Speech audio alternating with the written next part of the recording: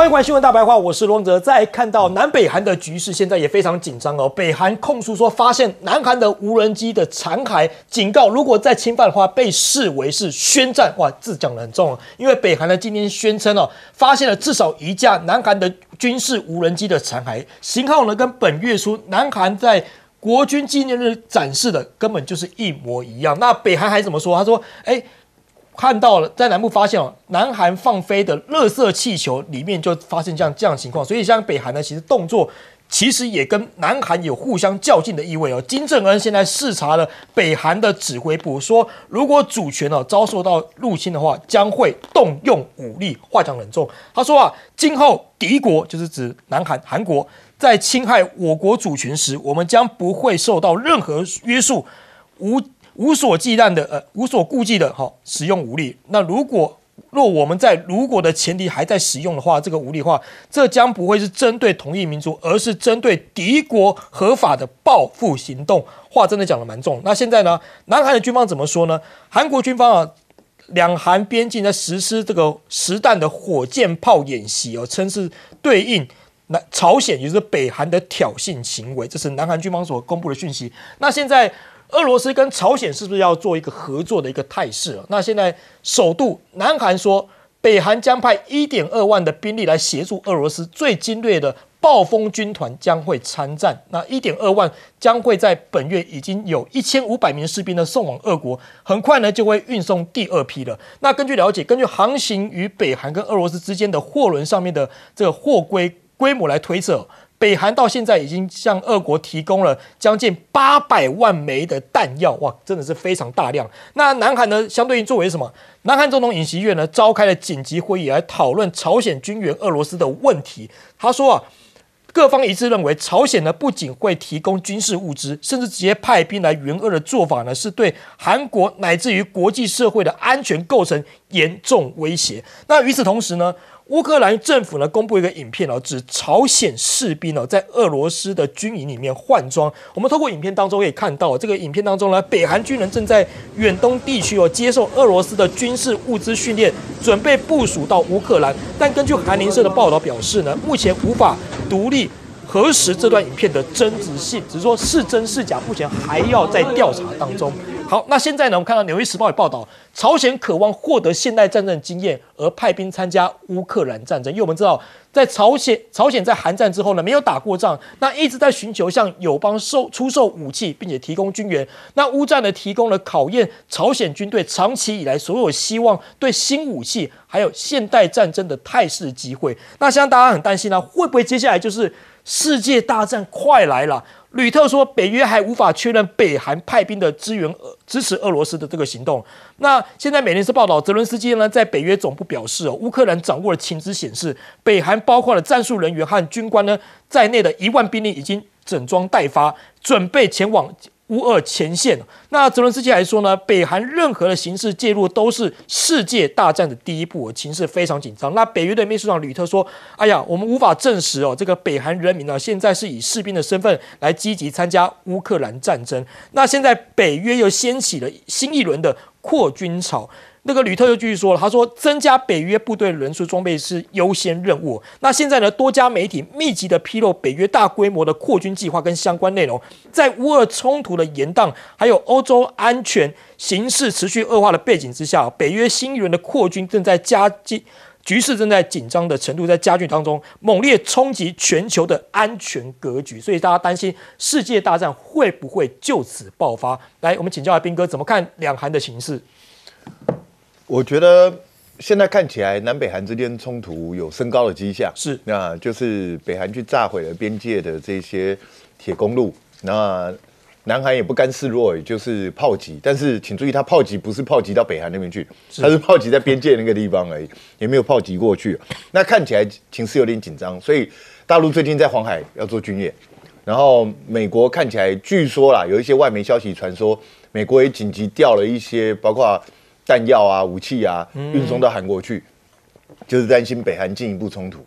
那南北韩之间最大的问题是什么？就是其实北韩的武装是不如南韩的，以先进的程度来讲，但是北韩占有数量优势，而且最重要的就是因为首尔距离边界太近，所以在这种状况下，它直接就在北韩的传统火炮的攻击范围之内，所以北韩随时可以威胁到南韩的命脉，而且至少可以让它经济倒退好几十年。所以这就是为什么我们一直担忧这个问题。但是我个人认为，冲突应该差不多到这里就不会再升高了。我相信南韩也不愿意让冲突整个提高，所以他大概不会再做出太过刺激金正恩的举动。那我也不认为金正恩真的想要跟南韩打一仗，我觉得金正恩是配合俄罗斯在演出，也就是在这个时候，我在东北亚这个地方做出一些冲突的活动，逼得你美国左支右绌。实际上这有利什么？你知道？这有利川普未来的当选。是川普未来当选。其实你们大家都没注意到吗？现在以色列正在让拜登非常难堪。是。然后呢，乌克兰这边局势也非常不妙。然后再加上东北亚这边如果又再出冲突的话，美军已经左支右绌了。美军已经好几个月在西太平洋这一块已经没有航母。那现在东北亚这边又出现这样的冲突，觉得美国人到底要怎么办？是。那你在国际上的局势如此险恶，这个对贺锦丽的选情绝对是雪上加霜的。所以我觉得这看起来更像是在帮川普助选的一种方式。那当然，实际的目的是另外一回事。那可是我觉得尹锡悦的讲法也很好笑，他说朝鲜向俄罗斯提供军事物资，这甚至直接派兵援俄的做法，对韩国乃至国际社会的安全构成严重威胁。把大家扯下水。不是你对国际社会可能会造成某一些安全严重威胁，对韩国有什么威胁？他给俄罗斯武器，让他去打乌克兰，跟你韩国有什么关系？我实在是搞不太清楚这个逻辑到底是什么。那泽伦斯基是一直希望把大家都拖下水，所以他一直不断强调：你这样打等于会引起世界大战。为什么会引起世界大战？他只是派他的兵来去打你而已啊。这跟世界大战没什么关系。实际上呢，你以为北约就没有派军人去帮助乌克兰吗？你私底下派了多少人去？最近俄罗斯一直在公布什么美军被炸死的画面，你看英国的教官被炸死的画面，然后甚至他们搜出来，他们抓到了很多来自世界各地的这些战俘。那你欧洲这些国家，美国，你们真的没有去帮乌克兰吗？如果真的要讲世界大战，那世界大战早就开打了。所以到现在没有形成世界大战的原因是什么？大家都不想正面冲突。是。那当大家都不想正面冲突的时候，世界大战怎么会发生呢？所以泽伦斯基的想法是不会得逞。你想把大家都拖下水，你以为北约是傻瓜吗？好，请教杨老师。我们先讲南韩跟北韩的关系啊。其实这几十年来，我们一直看到他们不断的有这样子的冲突。那在南韩首尔的，就是国会所在地。其实他盖了2个，他的国会大楼里面有2个会议厅，2个国会大办，这个等于是议会堂，一个就是南韩在平时用的，另外一个南韩说我们留给北韩用的，所以南北韩对于彼此的这个统一大概这个在两岸你是难以想象，所以他现在放这个话，我觉得一直以来南韩把北韩当做一个提款机，也就是说，特别是比较亲美的这个南韩的这一派，跟他的总统跟政府，因为南韩一直在亲美跟交韩北韩这方面其实不断的在做这种政权的轮替。是那尹锡悦是非常亲美、亲日、反这个朝鲜，那他就不断的现在你看他的支持率现在只剩25%，不支持率来到71%。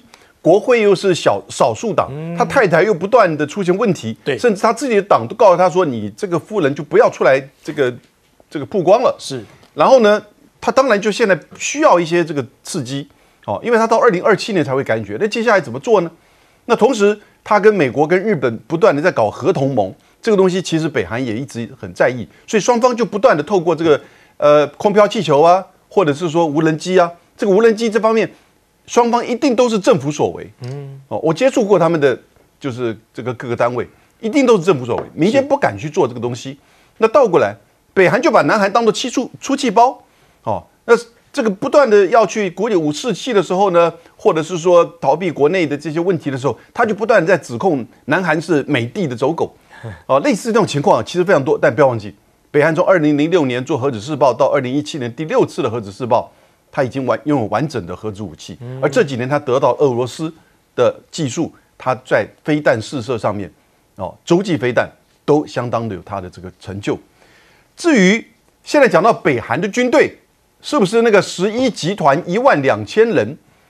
南韩的消息说已经有1500人，对，前往海参崴，准备要已经进入到俄罗斯境内，在海参崴准备要前往，就是说这个战场。各位哈，在今年的6月19号，普丁造访了平壤，双方签署了叫做这个朝俄全面战略伙伴关系，里面是有一款是说这个协议地方受到侵略时要相互提供援助。所以千万要搞清楚哈。我觉得这个如果说12000名部队还是1500人的部队，这两个就差别很大。是，这个是真的话，目前只有南韩这么讲，你不要管那个乌克兰怎么讲，那不是真的，或者是国际媒体怎么讲。那我必须要说，你现在如果在俄乌战争或者乌克兰战场上，你看到有黄皮肤的这些人，那个是俄罗斯的远东军团，它就来自于叫做布里特共和国的这个俄罗斯人。那这个布里特共和国在哪里？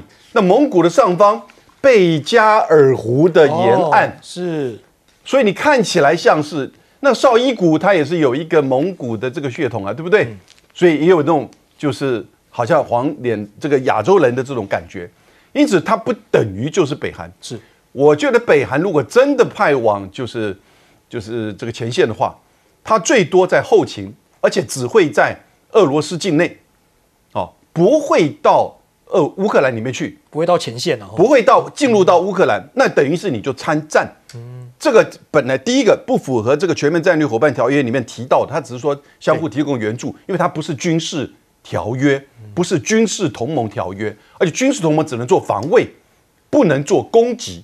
所以呢，第二个可能性，这个北韩的军队可能会进入到那个库尔特，也就是乌克兰军队攻击到这个俄罗斯境内的时候，最多做到这种事情，不可能会进入到乌克兰。不要被国际媒体，不要被泽伦斯基说这个错误的引导认知作战。是，好，请教厉将军。我现在先将南北韩目前双方的一个情势跟各位做一个报告。当然，北朝鲜来讲的话，之后他动员了140万的民兵可能不是民兵啦，就是参军草动员了140万，这是有史以来最大。上一次是2003年的那次只有80万，这次是140万，差60万，对，数量非常大。第二个，它整个8个炮兵旅都已经完成射击准备，而且是满编的状况之下，这些火炮的射程可以涵盖整个首尔市。那这个南韩来讲的话，他现在也做了一些动作。第一个，他9个炮兵旅部署在坡州这个地方，也是完成射击准备。另外来讲，我觉得这次来讲，南韩还有一个很重要的一个演习，在昨天，这个让北韩来讲可能会感受到威胁的，就是他从德国给他的金牛座那种导弹，他昨天实施了7年来的第一次试射。那金牛座导弹为什么威慑力这么大呢？因为它是钻地弹，它可以钻到地底下好几10公尺再引爆。那我们都知道，北朝鲜包括金正恩来讲，或者甚至于它的核设施大部分都埋藏在地底下来作业。所以说，这个金牛座导弹它到底是指向谁？其实我们可以看得很清楚。第一个就指向北韩的核设施嘛，第二个就是要对金正恩斩首作战，所以他做了这个金牛座导弹的这种射击。那此外来讲的话，之所以说沿海炮兵的射击，其实我觉得那倒是小事。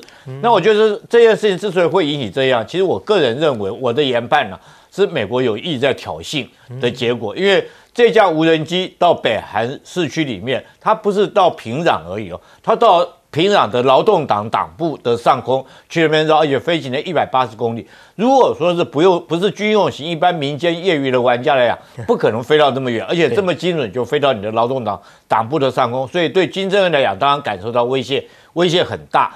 因此他才会有这种动作。那为什么韩国跟美国要做这些动作？我们从最近来讲的话，这个日本政府发布一部新闻来讲很重要，就是日本说他们日本的自卫队可以在不经过韩国国会议会同意之下，然后派兵进驻到韩国的朝鲜半岛，到美军的基地里面了。当然他没有讲说我是到韩国的基地，但我可以派兵到美国的这种驻军基地，在南韩的驻军基地。其实这件事情新闻一出来以后，其实南韩很多人炸锅了。为什么炸锅？因为他们南韩曾经是日本的殖民地嘛，他跟他们本来就已经有很深的这种仇恨值在里面。那现在来讲，你日本军队又要进入到我的这种领土来的话，当然会引起南韩民众的很大一个反感。但是美国为什么要这个叫南韩这么做，很明显的，我觉得就是希望日本自卫队可以名正言顺的进军到南韩，也就是说组织一个它类似所谓的小北约，把日本、美国跟韩国军力能够确实连接在一起。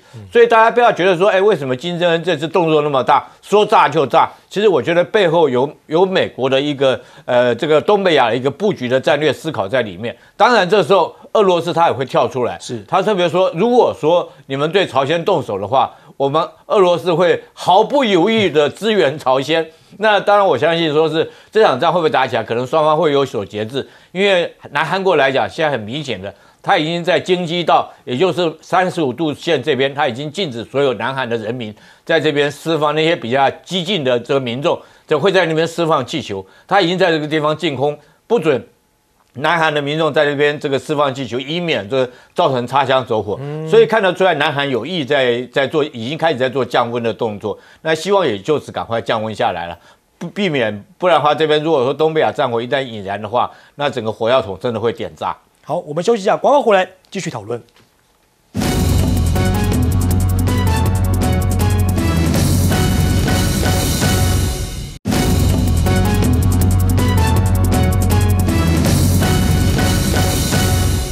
欢迎收看《新闻大白话》，我是罗王哲。马上来看到了，就是现在以色列跟美国这场算美国的胜利吗？因为以媒现在报道说，以军公布辛瓦尔被击毙的房屋内发现的武器包括了3支步枪跟弹药。那根据以色列的这个时报里面的报道，以色列的国防军公布了巴勒斯坦伊斯兰抵抗运动哈马斯领导人辛瓦尔被击毙的房间里面，发现这些图片里面其实有3支步枪跟一些弹药。那以军还公布一段当地时间16号的这个影片，影片中显示呢，一辆坦克向辛瓦尔藏身的房屋里面开炮，有这样子的情形。大家看这个图片，可能就可以清楚看出来。那哈马斯的领袖呢，辛瓦身亡之后呢，现在改由谁接呢？由夏马艾来接任这个黎巴嫩国际广播公司报道指出消息人士透露，哈马斯海外的办公室主任夏马艾呢，已经接替已故哈马斯的政治主席辛瓦的领导职位。那现在《华尔街日报》居然超酸，他说如果以色列听拜登的话，搞不好辛瓦还活着啊！哇，这讲的真的还是蛮酸的。那现在美国呢，是不是持续在攻火当中？哈马斯的领袖呢遭到击毙身亡，以色列矢延续战。中东的停火破灭，这个纳坦雅胡说，辛瓦之死只是里程碑，他誓言将会继续推进作战。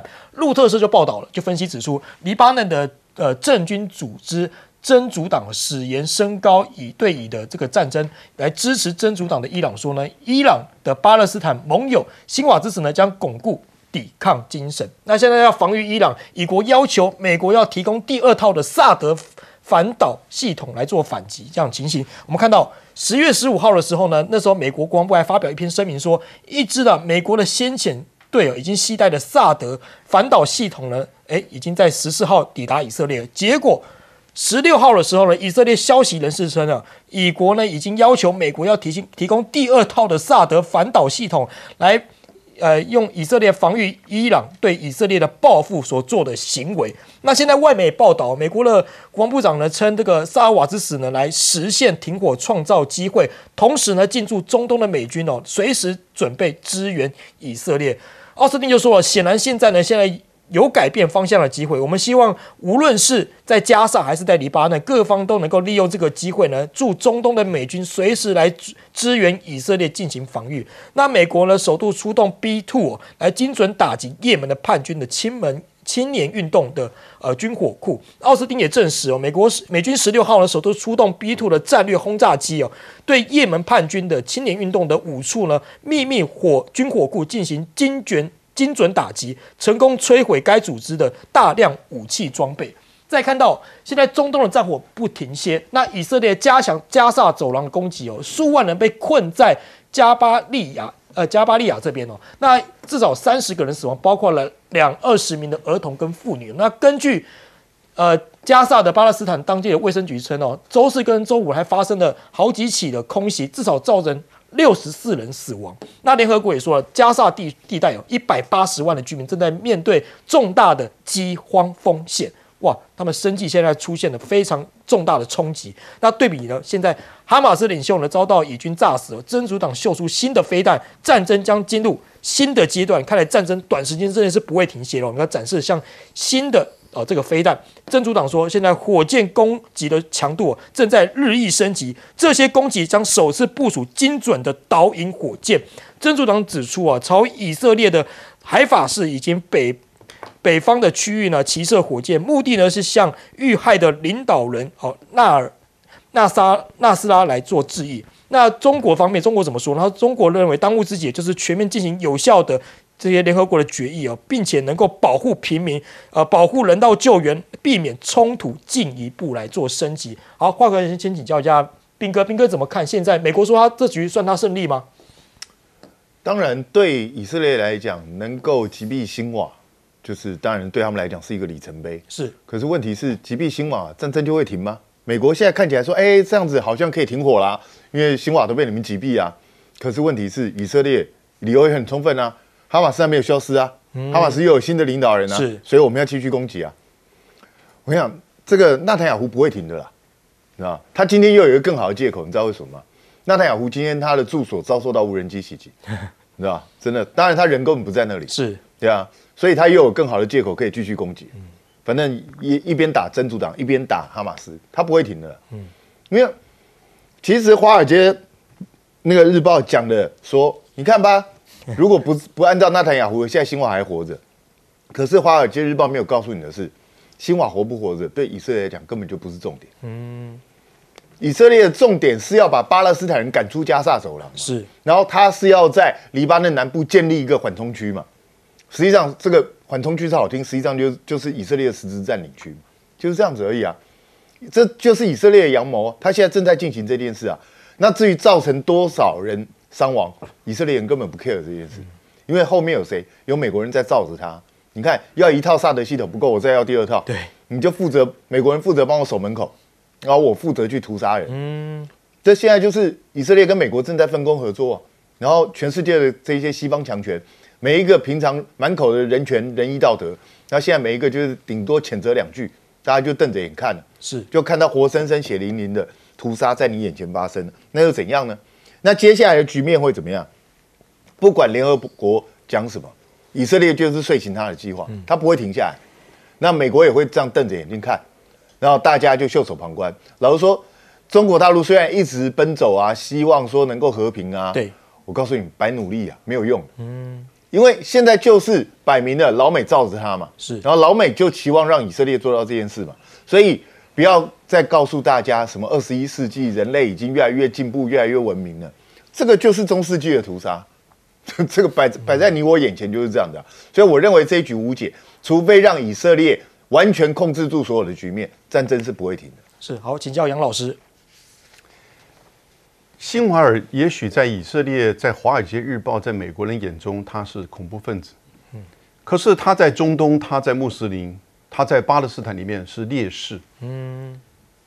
你看第一点，他没有躲在平民当中，是他在战争的第一线，不容易，跟他的这个战士们，所以以色列不断的说，哈马斯都躲在平民当中，所以我们去炸那些平民，炸那些难民窟、难民营。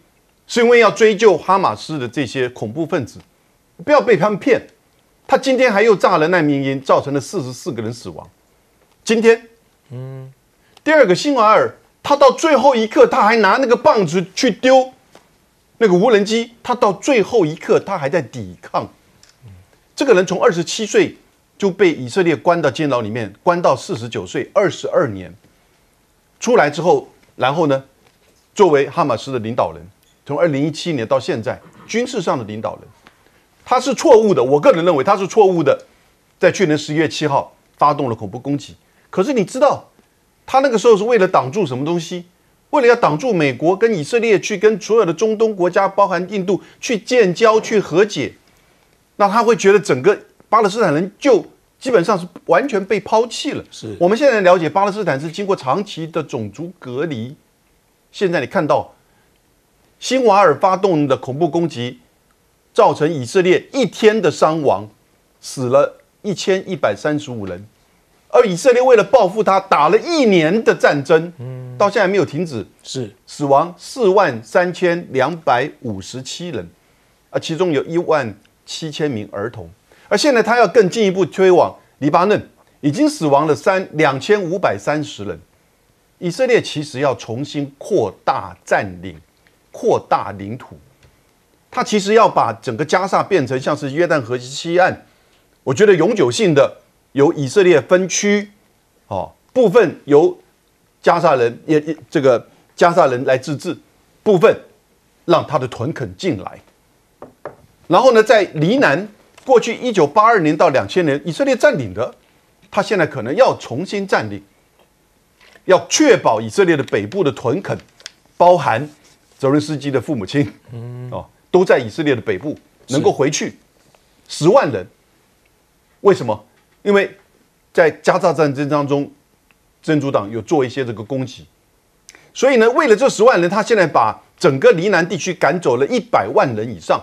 然后死亡了2500人，甚至要把联合国维和部队也要求他们赶快走，因为否则的话，你占领了这个地方，你看着我们在做这些动作，那会引起国际媒体的这个注意。是，但是联合部队说我们就不走，可是呢，他们事实上如果遭遇到真正的攻击的时候，也必须要离开。现在已经有2-3个国家选择离开，所以我觉得以色列他现在就是要整个再扩大他的这个真正的占领，而且是永久占领。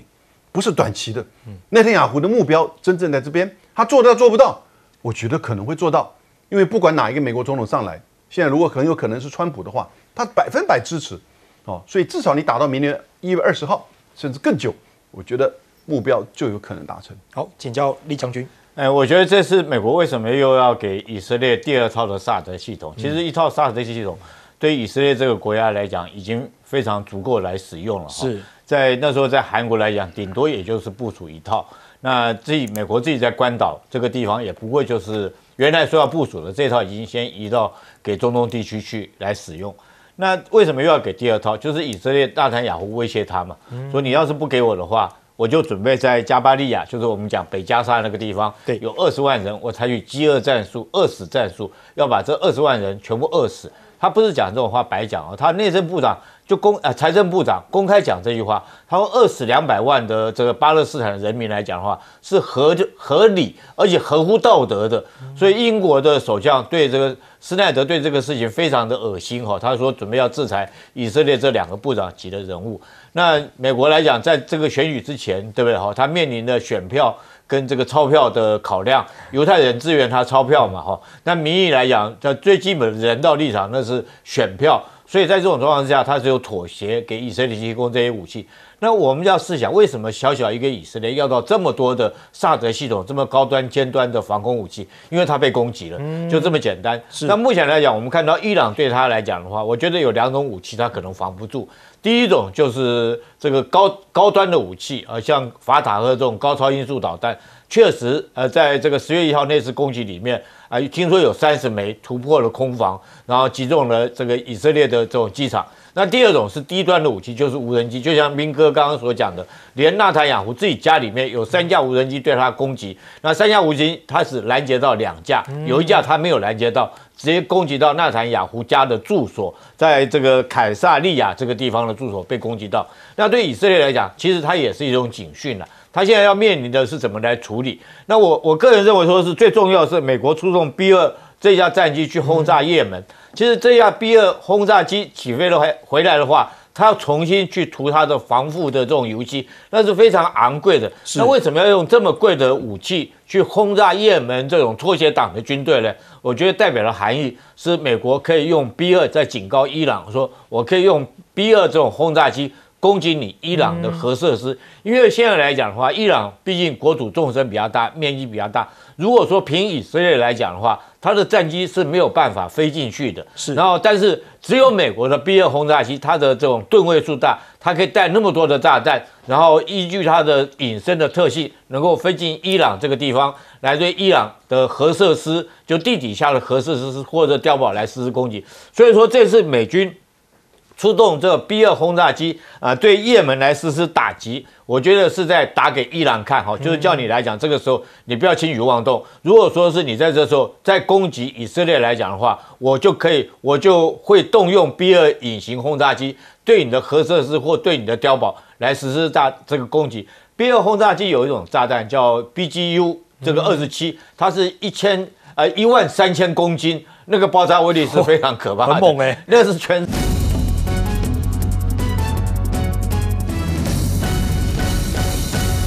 好，那在俄乌的部分呢，美国也这么有信心吗？我们讨论了好久，在俄乌战事里关于红军城进攻的进度，那么打了好一段时间了哦。最新的消息是，俄军距离最后1.5公里就会形成包围圈哦，这整个地方都是库尔克斯的城区范围之内，区域范围呢，现在这个红线、蓝线的部分，分别就是已经是俄军包围的态势。从俄军的包围这个东边也看，大概有2000名的乌克兰士兵在这个中间被包围住的哦。东线有马来亚、洛村、尼亚哦，从邻近的旧城进入。现在被说这个距离，那以这个范围来看，目前是俄罗斯掌控的位置，大概是这个橘红色的区域，往这里红军城距离8公里，整个距离啊。那但是腹背受敌的情况是，的确有2000名乌克兰的士兵团团包围在这里头。那随着俄罗斯压制的东北枢纽范围越来越大，居民逃到乌克兰的库皮安斯克，这很多地名都是直接翻译出来的哦。那以哈尔科夫为以东的这个100公里位置呢，目前在炮火袭击之下非常的猛烈，大家往外逃，但是能逃出的区域仍然感受到强烈的炮火。北韩加入了俄罗斯的战力吗？有1.2万大军，在报道里面说有一个暴风军团援俄，那1500人暗度陈仓抵达了这里，发现俄罗斯太平洋舰队有4艘登陆舰、3艘护卫舰出没，其中看到了由他们官方所发布的影片里面可以看得到，这个有士兵北韩的士兵直接抵达了这个区域。南韩的影协业赶快召集会议说，他发现当中连假身份证都准备好了。如果北韩加入了俄罗斯的军队，这是什么样的画面？画面可以看到其实双方的人员在互相的进行交接，包括拿物资等等，甚至还听到这个俄罗斯人说韩文，跟他们做一些沟通跟对话。那这些物资里头，除了提供之外，还有加入训练。准备在俄罗斯的滨海海疆区来进行训练中心的部署，所以这个战力对于俄罗斯来讲是不是很大的加大，有多少的影响力，我们要来观察。但是这个俄乌发展呢，乌克兰是不是要发展核武？这个是拜登在柏林曾经提到的，说他对于现在西方乌克兰的协助跟警戒不能够放松，因为普京还有这里越来越的加大力道，要德国千万不能够松手，一直说要给更多钱，要更团结。但问题是，外媒报道，乌克兰官员说只需要几周可以拿到核武这件事情呢，乌克兰外交部公开声明否认。但是这个德国的媒体引述的乌克兰匿名官员的说法时候，是不是有第一颗核武炸弹要乌克兰拿得到的时候，会又是另外一种局面吗？那乌克兰外交发言人说，没有准备要用大规模的毁灭性武器，或者是用核武来开战，他会继续致力于核武并不扩散。但川普可不是这么看川普说，要乌克兰为发动战争负责，认为泽伦斯基不该让战争开始，建议乌克兰割地求饶。那拥有核武呢？那怎么办呢？当然，川普没有明说。问题是在俄国要拉拢的是中国跟印度的情况之下，可以看到习近平呢将这个22号到24号之间要访问俄罗斯了，出席金砖国家的第16次会议。这当中关系越来越密切。而普京说，美国想遏制中国的发展，就像不准太阳升起来一样，太阳终归是要升起的。这种遏制中国发展的企图，也让美国自身的经济遭到反噬，尤其是金砖国家这 GDP 全球已经超越 G7 了。那么差距还会再更大吗？他认为接下来轻松超过之后，还会持续增长。莫迪印度的部分，下个礼拜也要访问俄罗斯参加金砖国家会晤。普京还称赞宝莱坞印度电影在俄罗斯比其他什么是好莱坞是好莱坞电影吗？还是什么？更受欢迎。那显然，不管中国、印度或北韩，现在在俄乌战争里头都扮演了俄罗斯想要极力拉拢的角色。川将军怎么看北韩加入战事呢？当然，北韩加入是俄罗斯很有把握的事，因为北韩这么多年来完全靠俄罗斯的军事技术的支援，要不然北韩怎么可能发展洲际飞弹，而且发很多新科技的武器？那么这个时候，他对俄罗斯的依赖程度很高。那俄罗斯说，请你派部队也是很自然，因为前面已经从北韩拿到很多武器，包含155最关键的155毫米的炮弹。那么北韩加入啊，这是很自然。哎，俄罗斯当然不希望死太多自己莫斯科的人了，俄罗斯的人了，所以他还有第二预备队是白俄罗斯还没动了，对不对？能够减少俄罗斯自己老百姓的动员的话，有北韩的部队加入，那是顺理成章的事情。第二个，我们要仔细观察了。俄罗斯现在在这个乌克兰的战场上，我早就讲过，他的战略目标是要拿大乌东，所以才会在红军城这边打这么激烈，停留很久了，很久了。但是他的战略目标是要这个切断那条河流，把它切断，那才一直咬着这个战场不放。那个战略目标是建立更大的一个缓冲区。这个缓冲区有什么好处呢？整个乌东来讲是乌克兰的工业区，比较富庶的；乌西是农业区，它农产品根本卖不出去的。所以乌东拿下来以后，俄罗斯可以高枕无忧了。但是俄罗斯现在也面对一个节骨眼的时候，在夏威夷叫收官了，就是说决胜负就在这个时候。为什么？因为欧洲又发生一个新的联盟，叫做核子互相合作，因为美国在欧洲就部署了200多发核弹头，加上法国的、英国的，加起来有600多颗。所以这个时候，俄罗斯面对的是不只是乌克兰的局，还要看北约的局。所以他这个时候跟他的国防部长为什么跟中国大陆的国防部长在谈见面？他们对外公开的就是官场的话。我想谈的就是说，俄罗斯要发动最后一击的时候，他是不是需要中国的支持？军事的支持，因为这么多年来啊，开始打到现在为止，中国一直宣称它是中立的，它只提供民用物资。但最近中国大陆有很多架的歼7飞机要退休，东风15也要退休。东风15也是中程飞弹，如果这批退伍的中程飞弹，东风15、东风17。交给俄罗斯，俄罗斯可以面对北约的威胁，因为中程飞弹可以打到欧洲任何一个地方。那么这个飞弹唯一的它可以打2000到4000公里。问题它的精度并比不上后面东风系列，但是俄罗斯可以跟你在弹头上加上制导系统，就像滑翔炸弹一样。所以这一批交易如果谈成的话，那欧洲就没得玩的了。因为最近欧洲也搞了个3、4万人的一个大演习，这个演习也是项庄舞剑，告诉你这个俄罗斯你不要踩过头。所以俄罗斯的感觉的就是芬兰的这个界限跟它太长。如果说盟军把这个芬兰这边部署了中程飞弹的话，莫斯科马上就受到威胁。所以俄罗斯现在也面临说，我要求胜需要一个新的力量。除了北韩以外，需要中国。第二个，如何达到我大乌东的缓冲区，也需要中国。所以现在就是中国什么时候表态而已。第二个就是金砖，金砖是提供它的这个金融系统的一个势力。说俄罗斯现在是我讲是面对的是非常 critical moment， 不只是人车司机那是注定要败亡的。可是这一个局下的是不是能如俄罗斯所愿，它还需要有些资助。你美国可以支持乌克兰，中国为什么不能？所以你看现在普丁对中国这个拉交情拉得很紧对不对？所以下一次金砖开会是不是谈这个问题？这些问题是不适宜公开的。但是我们把我们看军事情报，你不能要看连续剧一样，前面在做什么，现在做什么，未来可以做什么，你要连贯的想。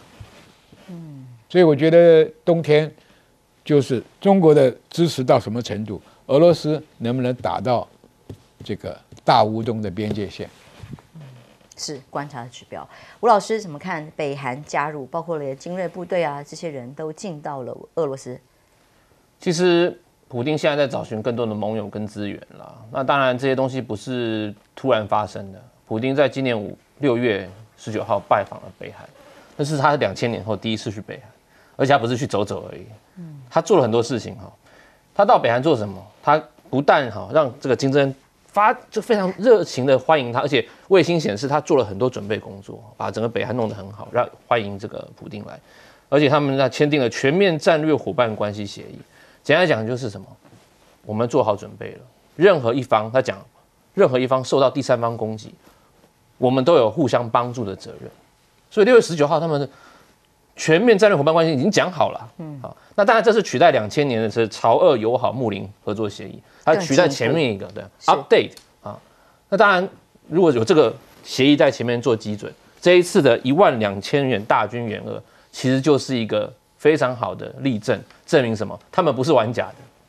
那如果是这样，我们可以看他们除了签这个之外，凸显出2个重点。第一个重点，普丁想告诉全世界的领导人，我不是一个一般的人，我还有朋友。我的朋友除了金正恩，还有习近平。你们怎么围堵我？对，都没有用。我突破你们围堵，而且我把这三方我要紧密的拉好。我等一下会讲俄国跟中国。第二个，他就是这个文件非常重要的是，他也深化两边的合作。除了俄罗斯，刚才将军讲了，俄罗斯在帮忙北韩上面有许多方面，核导弹，还有太空项目，包括卫星的技术，俄罗斯帮助他。那北韩呢？北韩金正恩说，我回报给你我回报什么重要的劳工物资，因为俄罗斯现在打仗很需要劳工，所以他们金正恩说，我回报你劳工，让你大量的北韩人民去帮你做劳力。是，其实不只是大量劳力啊，1200万人是，抱歉，1.2万人是去帮你打仗。所以当时的分析家就有说，北韩不只出劳力，他可能会有出军事力量。那我想这一次是很好的证明。那当然，普丁也是回忆很多重要的，包括北韩需要很多经济还有天然的资源，所以普丁也供应了北韩包括天然气煤矿等等也协助北韩。所以这两边的深化合作，我觉得啦，等于是美国又促成他们的合作。大家又别忘了，俄国跟中国其实今年5月，普丁也去访问中国啊。除了之前讲的友谊无上限，他们还签了这所谓的深化新时代全面战略伙伴。因为我们知道之前中俄是新时代战略伙伴关系，普丁去了之后又讲了一个深化，当然这里面讲了加强经贸、能源、科技，还有多次批判美国的霸权。这就是俄国跟中国非常重要的一个目前的我们讲的很白纸黑字的一个协定嘛。那俄中朝三方目前都朝深化结盟前进，为什么？我们要知道国际关系里面，你如果让这种安全困境，简单来讲就是你的安全造成了别人的不安全。那我们来讲，不管是谁造成谁的不安全，我们很明确的看到俄中朝他们发觉自己的不安全，朝结盟的深化，结盟与战争都是有相关性的。我们在研究国际冲突里面，我们都知道的。那美国人知道，那美国人在做什么？的确现在对于这个美中关系现在对抗的模式里头，逼使的俄罗斯的处境反而更游刃有余，把其他的盟友自动的逼到他的身边。对，我觉得就像刚才所说，就是这几年的国际的这个大的趋势啦，尤其包括俄乌战争打到现在，至少可以看到俄中的关系是越来越紧密，然后俄罗斯跟北韩关系也紧密，所以这三边至少两边是越来越巩固的。那普丁当然是今年6月去了这个访问北韩，重点是他是24年没有去过，上次去是2020年，可见北韩的重要性。那金正恩其实去年9月也去过俄罗斯，还去了海参崴这个飞弹发射基地，去看很多科技的东西，所以双方是很明显互利。那现在这个关键重点就是北韩到底他的部队会不会直接进入到这个战场上？那目前当然是乌克兰军方，还有包括这个南韩都指证利利，但是北约是讲法是说，目前没有实证就大规模的这个北韩的部队进去，但是已经有迹象了。对，一开始1500人，特种部队3000人，最后最多也可能根据乌克兰讲法12000人。我们知道北韩的部队的数目在全世界是排名前5。大概有120万、130万，这里面绝大部分是地面部队，将近快100万人。那么俄乌战争打到现在啊，是公开的秘密，因为大家都很清楚，其实北韩已经帮助俄罗斯很多东西，主要是刚刚讲的弹药啊，包括像是反战车的飞弹啊、炮弹、子弹等等。但是呢，直接派兵参战，那我觉得就是另外一个层次的事情。所以现在最紧张的是谁？当然是泽伦斯基。泽连斯基非常紧张，说他用字遣词也非常的凶，因为大家很清楚，俄罗斯打到现在，其实他跟乌克兰都伤亡蛮多的，那所以他急缺兵源，他经过几次的部分动员，还包括早期的这个佣兵部队车臣。那如果北韩真正能够投入战场，对俄罗斯来说当然是好事一桩啊。所以我觉得目前北韩假设真的有大规模部队建制性的武力投入，我觉得就是俄乌战争里面这个天平会更不符合泽连斯基所期待的方向。接下来看中东战事了哦，在中东战事的部分，我们看到一个最新的消息：以色列总理纳坦雅胡遇袭吗？他的住宅遭到了黎巴嫩以无人机锁定攻击，但是呢，被说这个准备攻击的这个当时到底攻击到什么程度？其实现在资讯还有限，只是刚传出来的消息。那人至少当时不在附近是被证实的，那目前也没有任何伤亡的消息传出来。但无人机是不是直接攻击了呢？造成了什么破坏呢？当然也是针对的纳坦雅胡而来。那当然前一天哈马斯的领袖辛瓦死亡的消息，在国际媒体现在还持续的报道。那么被拜登称为美好的一天，但辛瓦之死代表战事结束了吗？或者是代表人质可以回归了吗？显然答案是不是的哦。因为在辛瓦逝世之后呢，就被说以军战车开炮直击的嘛，说是意外的收获，因为并没有具体的情资知道是辛瓦在里头，是之后才发现原来是他。那伊朗总统呢，直接说这是令人心痛心碎。哈马斯说辛瓦之死呢，将化成对于占领者的诅咒，让组织更强。那哈马斯甚至说，除非以色列自加萨撤军，同时停止战争，否则不会释放人质。至少他还说不会释放。昨天我们来宾都还担心，他会不会是开始大规模屠杀人质？但至少目前他只说不会释放嘛。哦，好，哈马斯说会更强大。到底在这么一波一波的强势的军事悬殊的碾压之下，哈马斯还有多少反击的能力？有更强大吗？现在传出来最有可能已经任命的是前领袖马沙尔作为代理领导人，是不是他辛瓦的弟弟等等？现在还没有进一步的消息，但现在已经有代理人的情况之下，又要向以色列全面开战，还要向美国来美国讨萨德的目的就是也要报复美国。其实美国也担心呢，接下来会被攻击吧，我相信。所以在这一次辛瓦遇袭的这个事情里头，他们切割说并没有参与了哦。但拜登说可能会实现巴黎停火、黎巴嫩停火这件事情，显然是很难。以目前的发展呢，他说要以暂时结束冲突来作为停火协定。这个以色列根本没有要停的意思，所以现在真主党一直动不动的以火箭的方式，相对无法预期哦，去攻击以色列的海法市或北方区域的这个目标。那像遇害的领导人说要代表致意的情况之下，不定期的攻击，因此以色列也再向美国要到了第二套的萨德系统来预防不定期的被攻击，甚至进一步对抗的是也门的叛军加以锁定。那么包括了以色列因应这个地方也门叛军威胁，到了索马利兰建立军事基地。进入以非洲国家的索马利兰取得基地的情况之下，沿着亚丁湾有740公里的海岸线，要来保护曼德海峡、红海啊，这种关键的作用是不是以也门为一个突破口？反正周边的国家大以色列预计的计划里头不会停。那么打给伊朗看的吗？因为究竟要对伊朗报复到什么程度？最近大家也在观察，美国重手去轰炸也门，严厉提醒那个伊朗不要动的概念哦。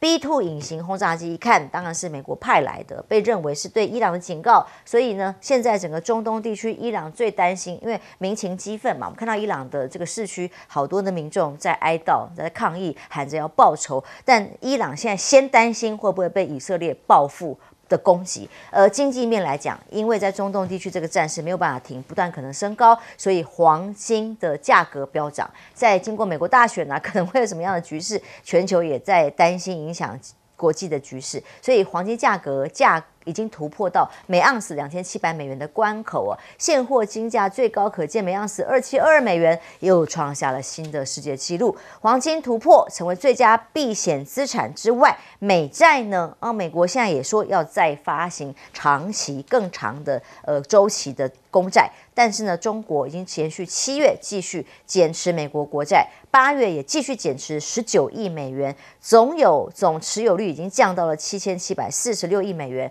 所以它的降息，其实不见得划算。但无论如何，美债现在恐怕也面临了一个挑战。还有世界黄金协会说，9月份中国的市场黄金 ETF 流入了7.94亿元的人民币，所以现在在中国市场，除了努力再把房价啦、消费市场提升之外，连金价上涨的双重压力之下，整个这个中国的消费市场也在往上提升，对于全球的影响是如此啊。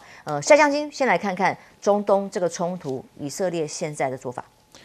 一般西方国家就像拜登说的，辛瓦被干掉以后，他就认为这个战争可以走向结束了。实际上，这个是个错误的想法，因为他这个想法是延续当年狙杀宾拉登。对，你要知道，宾拉登已经逃亡了几年才被狙杀，对，但是拜达组织并没有解散，那个已经比较弱了。这个哈马斯不一样，哈马斯前面从手机爆炸，这个 BB 扣爆炸，他的领导干部跟中阶层干部不断的伤亡，可是不断的就有代理人出来，就好像那个9头怪蛇一样，砍掉一个又出来一个，没停过。因为什么？因为你以色列做的对他们的太残忍了，所以那个仇恨值太高了。你杀掉一个，可能又补上2个，尤其下一代源源不绝的会加入这个恐怖组织，所以西方国家的乐观，我觉得有点过度了。第二个，现在真主党已经看出来，以色列的防空系统出了漏洞。上次的萨德，美国有7套嘛，对不对？早先就给了1套给谁呢？给以色列的美军基地，保护美军的。那么现在以色列的防空飞弹都打得差不多了，空隙出来了，所以最近无人机也可以进去了，火箭也可以进去了。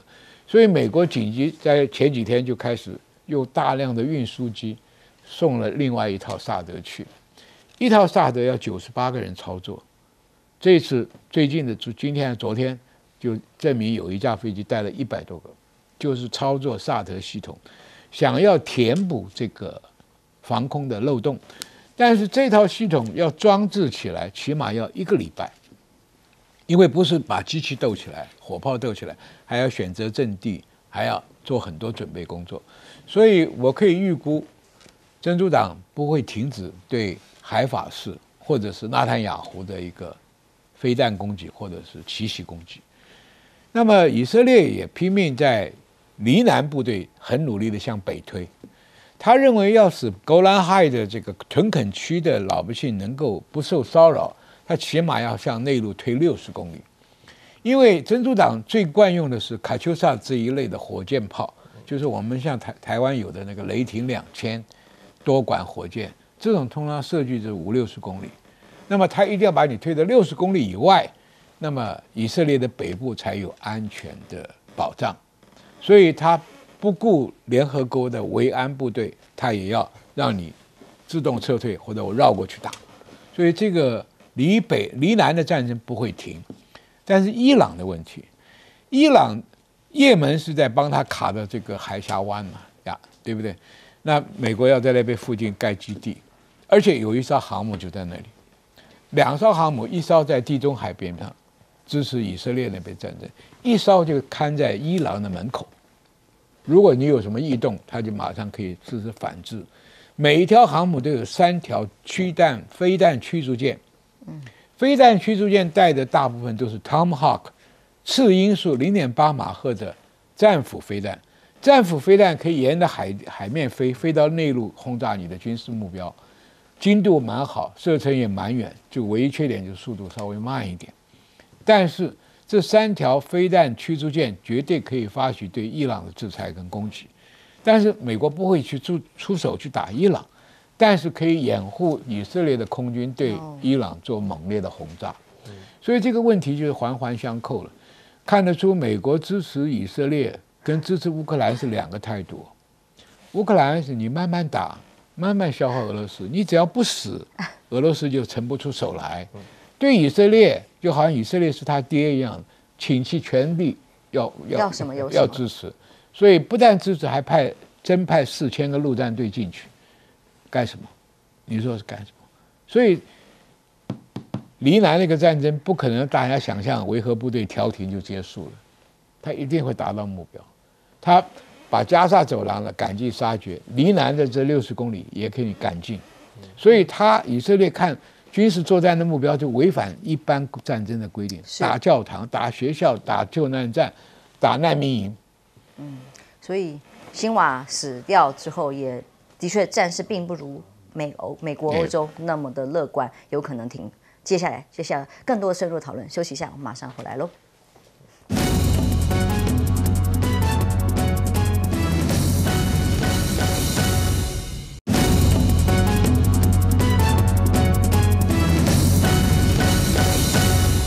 刚刚最新消息传出来，在以色列纳坦雅胡的住所遭到无人机攻击，不过目前为止是没有造成人员的伤亡，纳坦雅胡本人也不在。总之，在以色列的冲突里头，目前中东完全没有停火的迹象。